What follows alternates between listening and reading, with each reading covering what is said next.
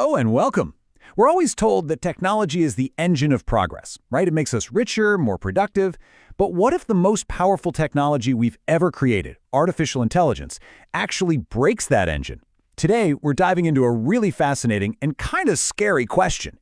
Could AI get so good at doing our jobs that it actually causes the whole consumer economy to collapse? Okay, so let's jump right in with this quote from Martin Ford. For a long time, the argument has been, sure, automation takes some jobs, but it creates new, better ones. Ford is saying, not this time. This time is different. Because AI isn't just coming for routine factory work anymore, it's coming for skilled, cognitive jobs. You know, the very jobs that hold up the middle class. And that brings us to our first big idea. We really need to get our heads around what makes this wave of AI so fundamentally different from anything we've ever seen before. And this chart lays it out perfectly. You see, old automation, think assembly line robots, that was all about muscle. It mostly affected manual labor. But this new AI, it's all about minds. It's coming for tasks done by paralegals, by journalists, even by computer programmers, jobs that we thought were totally safe because they required years of education. So if AI can start doing these high-skill, high-paying jobs, what's the next step? Well, this is where we run into a potential economic paradox, a weird loop where AI's greatest success could actually become its own downfall. Yeah, what if the biggest thing AI takes down isn't just a bunch of jobs, but the entire economic system?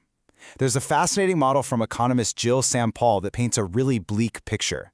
He suggests that AI doesn't just hurt workers, it could end up hurting the very capitalists who own it by, get this, destroying its own customer base.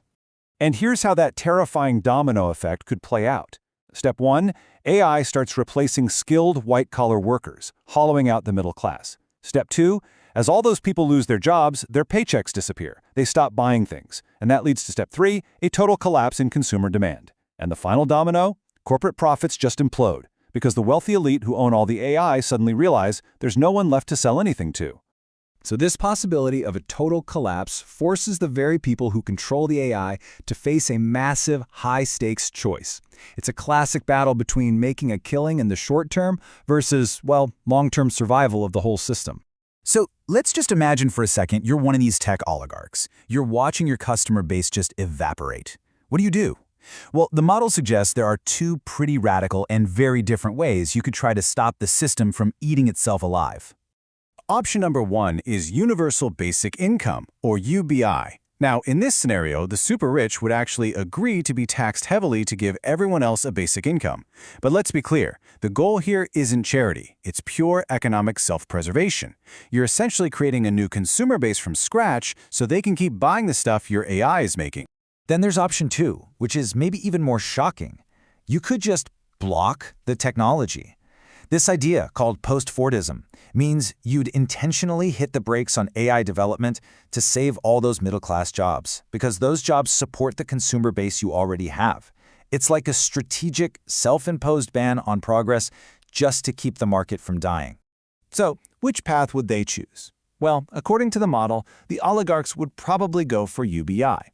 It makes sense, right? It lets them keep their amazing, profitable technology while also making sure they still have customers. But, and this is a huge but, it only works if there's a government strong and effective enough to actually collect those massive taxes and hand the money out. If you can't do that, the system is still in big trouble.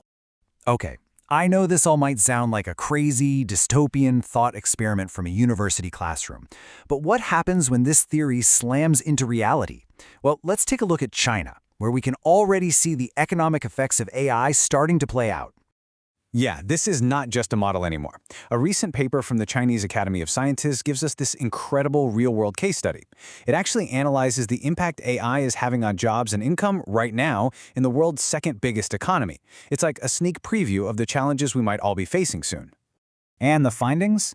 They show some serious friction. The study discovered that in China, right now, AI is destroying jobs faster than it's creating new ones. This is causing a huge skills gap, it's making income inequality worse, and it's creating what they call a supply-demand mismatch in the job market. Does that sound a little familiar? It's basically the first domino in that collapse scenario we just talked about.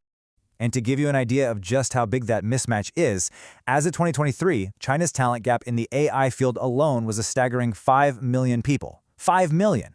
So new jobs are being created, but the workforce just doesn't have the right skills to fill them, while their old jobs are vanishing. That is the literal definition of structural unemployment. So when you're faced with that reality, the whole conversation has to shift, doesn't it?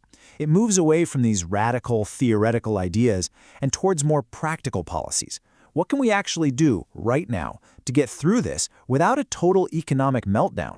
The consensus seems to be focusing on adaptation, not on blocking the tech.